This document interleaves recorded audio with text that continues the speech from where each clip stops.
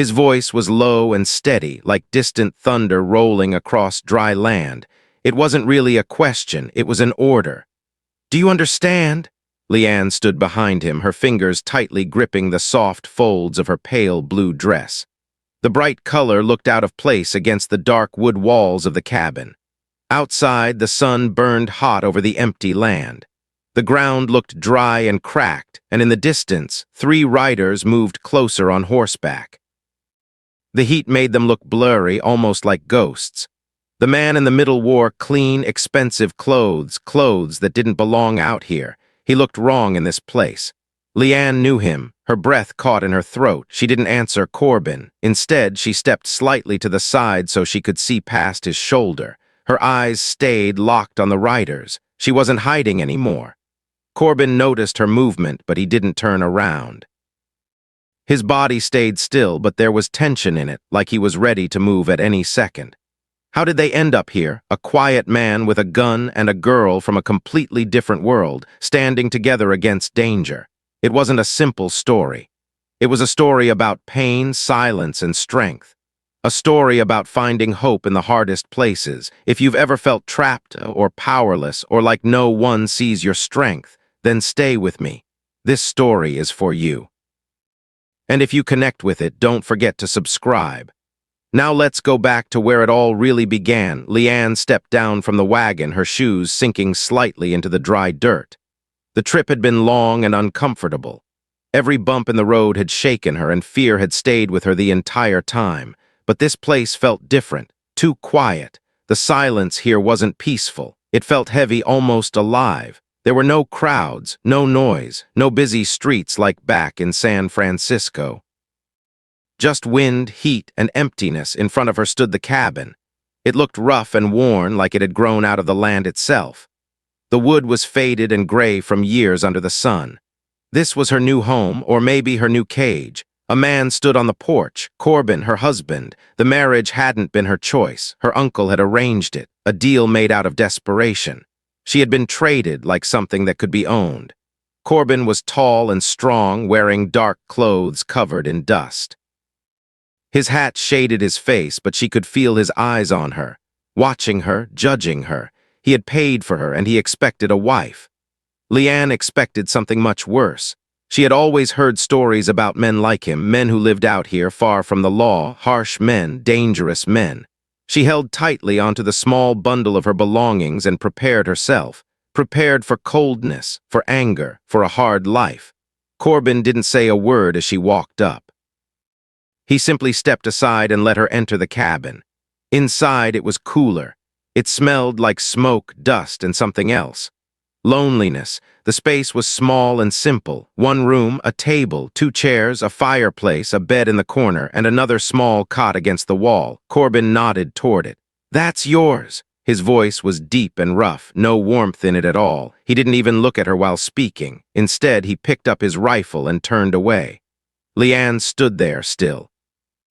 Her chest felt heavy. She wasn't a person here. She was just something that had been moved from one place to another.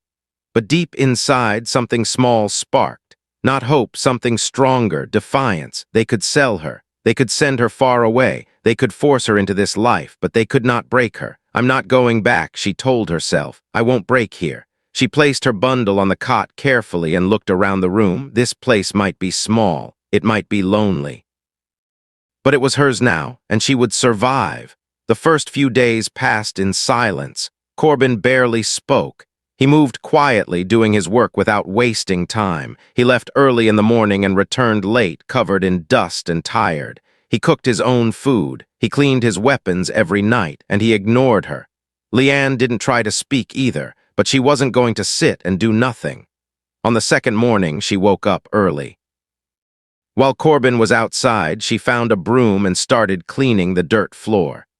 The soft, scraping sound filled the quiet room. She wiped the window until sunlight could shine through clearly. Then she looked through the food supplies. Flour, beans, salted meat.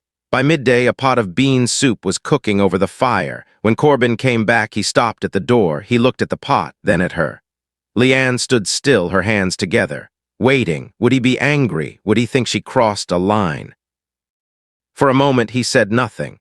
Then he gave a small nod and walked inside. That was all. They ate together in silence, but something felt different. The food wasn't just food, it was a beginning. Leanne didn't cook for him, she cooked for herself, to feel useful, to take control of something, to prove she was more than just a deal someone made. She wasn't weak, and she wouldn't act like it. From that day on, Leanne slowly started changing the space around her. Behind the cabin, she found a small patch of dry ground. A few weak plants were growing there, barely alive. She decided to take care of them. Every morning, she carried water from the well and gently poured it onto the soil. She pulled out weeds and cleared the area. It wasn't much, but it was something she could control. Inside the cabin, she found a small sewing kit. Some of Corbin's shirts were torn and worn out, so she fixed them. Her stitches were small and neat, something she had learned long ago in a very different life. Corbin never said thank you, he never praised her, but he noticed, she could tell. One morning she found a full bucket of fresh water waiting near her garden. Another day there was a new, sharper knife on the table. And one evening after Corbin returned from town, she found a bundle of blue fabric on her cot, the same color as her dress. He never explained, but she understood. This was how he spoke. Without words, summer grew hotter. The land turned shades of brown and gold under the burning sun. The heat felt heavy, like it was pressing down on everything. Leanne started learning the rhythm of this place. She learned how the wind moved. She learned which hours were the hottest. She learned the sounds of the land, the cry of birds high in the sky, the quiet movement of small animals, and most of all, the silence. Corbin was still quiet, still distant, but she began to see small things. The way he treated his horse carefully, gently. The way he walked past her garden without stepping on anything. The way his rough hands handled even the smallest things with care. He wasn't what she expected. One evening, while cutting vegetables, Leanne slipped. The knife cut her finger, deep. Blood appeared instantly. She gasped and pulled her hand back. Before she could react, Corbin was already there. He crossed the room in seconds. He took her hand. His grip was firm but gentle. He looked at the cut closely. "Sit," he said. She didn't argue. He guided her to a chair and went to a small wooden box she had never seen before. Inside were clean cloths and medicine. He cleaned the wound quickly. It stung. She flinched slightly. His grip tightened just a little to steady her. Then he wrapped her finger carefully, like he had done this many times before. When he finished, he let go of her hand. But for a moment, he looked at her. Really looked at her. Not like before. Not like she was just something in his house, but like she was a person. "Be more careful," he said quietly. Then he stepped away. That was it, but something had changed. The silence between them felt different now. Not empty, not cold, just quiet. That night as she lay in bed, her finger still aching, she didn't think about her past. She thought about him. Life slowly settled into a pattern, a simple one. Corbin would bring home meat. Leanne would cook. She would fix his clothes. He would bring small things from town. They didn't talk much, but they worked together, like two people learning how to share the same space. The fear she once carried began to fade. Out here in the middle of nowhere, she felt safer than she ever had in the crowded city. But the past wasn't done with her. One afternoon, a traveling rider came through the area. He delivered letters and supplies to people living far away from towns. Corbin received a small stack of mail. One letter caught Leanne's attention. Her name was on it. Her heart dropped. She took the letter with shaky hands. The writing on the outside looked familiar, too familiar. She waited until Corbin stepped outside. Then she opened it. Inside was a short letter from her uncle, just asking if she was okay. But there was another envelope hidden inside, thicker paper, expensive. Her hands trembled as she opened it. She already knew who it was from. Mr. Blackwood, the man who had once owned her contract, the man she had escaped from. The words were polite, too polite. He wrote that he hoped she was well, that he had spent time and money looking for her, that she was valuable to him. And then came the final line. He would be coming soon, to see her again, to settle what he called unfinished business. Leanne's fingers went numb. The letter slipped from her hands and fell to the floor. The cabin suddenly felt smaller, like it was closing in on her. This place, her safe place, wasn't safe anymore. He was coming. When Corbin came back inside, he saw her sitting at the table. Her face pale, her eyes full of fear. The same fear she had when she first arrived. He didn't ask many questions. He looked at her, then at the letter on the floor, and said one word. "Trouble." His voice was calm, steady. That one word broke something inside her. For the first time, he was asking, not ordering, not ignoring, asking. She hesitated. She had spent so long hiding everything. But something in his eyes made her feel safe. She took a deep breath. "He's coming," she whispered. "A man from my past." She picked up the letter and handed it to him. Her hands were shaking. "He thinks he owns me." Corbin took the letter. He read it slowly. His face didn't change. When he finished, he folded it carefully and placed it in his pocket. Then he looked at her straight into her eyes. "He's wrong," he said. Simple, clear, final, not comfort, not hope, truth. And just like that, everything changed. After that day, everything felt different. The quiet life they had built was no longer just peaceful. Now it was preparing for something. Corbin didn't talk about the man from the letter, but his actions changed. He spent more time outside watching the land. There was a high rock behind the cabin. From there you could see the only path leading in. He stood there for hours, studying, waiting, learning every angle. Inside, every night he cleaned his weapons. The soft metal clicks echoed through the cabin. Slow. Careful, ready. Leanne felt the fear trying to come back, but she didn't let it take over. She had come too far. Instead, she stayed busy. She worked harder in the garden. She cooked. She cleaned. She kept moving. She would not fall apart now.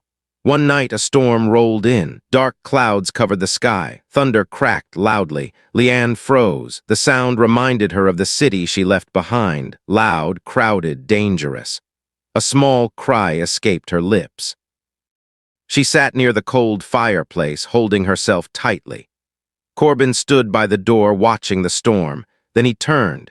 He saw her, small, shaking, afraid. He didn't rush to her. He didn't say anything. Instead, he quietly shut the door, blocking out the storm. Then he sat down across the room, still, silent, but present. He stayed there with her. That was enough. In that moment, she knew she wasn't alone anymore. They didn't have to wait long. About a week later, the riders came. 3 men on horseback, dust rising behind them. Corbin saw them first. He walked into the cabin calmly. "They're here," he said. "Stay away from the door." He picked up his rifle. Leanne's heart raced, but when she looked at him, she felt something unexpected. Calm, she trusted him. The riders stopped in front of the cabin. 2 of the men looked rough and uneasy, but the man in the center, she knew him. Mr. Blackwood, clean clothes, smooth smile, danger hidden behind polite manners. He stepped down from his horse like he owned the place. "Mr. Corbin," he called out smoothly, "I've come for what belongs to me." Corbin stepped outside onto the porch. His rifle rested in his hand. "You've got no business here," he said. Blackwood smiled. "Oh, but I do. I have papers, a contract." He lifted a leather folder. "She belongs to me." Corbin didn't move. "She's not property," he said. "She's my wife." Blackwood's smile faded slightly. "Send her out," he said. Inside, Leanne watched everything, her breathing slow, her mind racing. Then she noticed something, the sunlight. It hit the window she had cleaned that morning. The glare was strong, blinding for anyone outside. An idea formed, fast, sharp. Outside, the tension grew. "Last chance," Blackwood said coldly. "Send her out or we come in." Corbin didn't answer. He shifted his weight slightly. That was enough. Leanne moved, quick, quiet. She grabbed a heavy iron pan from the wall, wrapped cloth around the handle. Stepped beside the door, ready. Then it happened. Blackwood nodded to his men. They reached for their weapons. Corbin moved first, not flashy, not dramatic, just fast, precise. His rifle fired, 1 man dropped, another shot. The second man fell, 2 seconds, that's all it took. Blackwood froze, shock replaced his confidence. He grabbed his pistol in panic, but the cabin door burst open. Leanne rushed out, not at his chest, at his legs. She swung the iron pan hard. It hit with a loud crack. Blackwood screamed. His leg gave out. He fell. His gun fired wildly into the wood beside them. Corbin moved instantly, kicked the gun away. It was over. Silence filled the air, heavy, still. Leanne stood there, breathing hard, the pan still in her hand. She looked at Corbin. He looked back. No shock, no doubt, just understanding. They had done this together. Afterward, they worked quietly. Corbin tied Blackwood's hands, fixed his broken leg enough for travel, loaded the bodies onto horses. Then placed Blackwood on another. You go to town, Corbin said calmly. You tell the truth. Blackwood nodded quickly, terrified. Corbin sent the horses off. They disappeared into the distance. The two of them stood there, looking at the land. Then, without speaking, they started cleaning. Water from the well, blood washed away, step by step, together. By sunset, everything looked normal again, like nothing had happened. A few days later, the sheriff came. He listened, looked around, saw the bullet mark.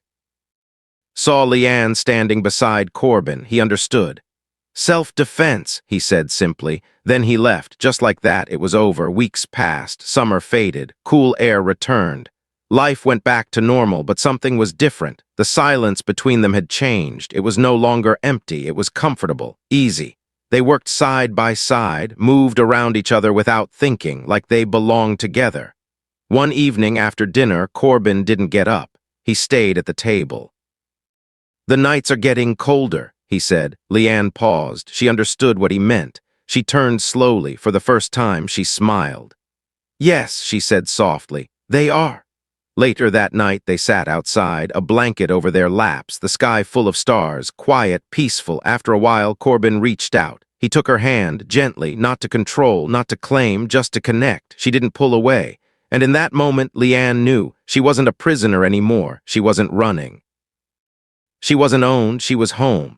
She had arrived here as something to be traded, something to be controlled. She thought this place would break her, but it didn't. It made her stronger. The silence didn't crush her, it taught her. And the man she feared didn't cage her. He stood beside her, not above, not in front, beside. She once told herself, I'm not going back. Now she understood why. There was nothing to go back to. Her life was here, built from dust, strength, and choice. She came here with nothing, and somehow she found herself, and finally peace. The days kept moving forward, slow, peaceful, real. The land didn't change much, but Leanne did. She no longer walked like someone afraid. Her steps were steady now, confident. She worked in the garden without hesitation, her hands strong from the work. The same soil that once felt harsh now felt familiar, like it accepted her, like she belonged to it. Corbin noticed. He didn't say it, but he saw everything. The way she stood taller, the way her voice no longer shook, the way her eyes didn't carry fear anymore. She wasn't the same girl who arrived in a dusty wagon, and he wasn't the same man who stood silently on that porch. One morning, Leanne stepped outside just before sunrise. The air was cool. The sky was soft shades of orange and gold. She closed her eyes for a moment and took a deep breath. No fear, no running, no past chasing her, just peace. Behind her, she heard the cabin door open. Corbin stepped out. He didn't say anything. He stood beside her like always, not asking, not interrupting, just there. After a moment, she spoke. I used to think this place was empty, she said quietly. Corbin glanced at her. She looked out at the land. But it's not, she continued. It just doesn't pretend to be something it's not. He gave a small nod. That was enough. Time passed. The seasons began to change. The dry heat softened. Cool winds carried through the valley. The land slowly turned from harsh gold to softer shades of brown and green. Life moved forward, and so did they. They didn't need many words. They didn't need big promises. Everything they had built was real, tested, earned. One evening, as the sun dipped below the horizon, Leanne stood on the porch again, the same place where everything had once felt uncertain. Now it felt different, safe. She looked out across the land. No riders, no danger, no past coming for her. Corbin stepped beside her, close enough that she could feel his presence, far enough to give her space. The way he always had, she looked at him, really looked at him, not as a stranger, not as someone she feared, but as the man who stood with her when it mattered. You didn't save me, she said softly. Corbin frowned slightly. She smiled. I saved myself, she continued, a small pause, but you gave me the chance to. For a moment, neither of them moved. Then Corbin gave a small nod, respect. Not ownership, never that.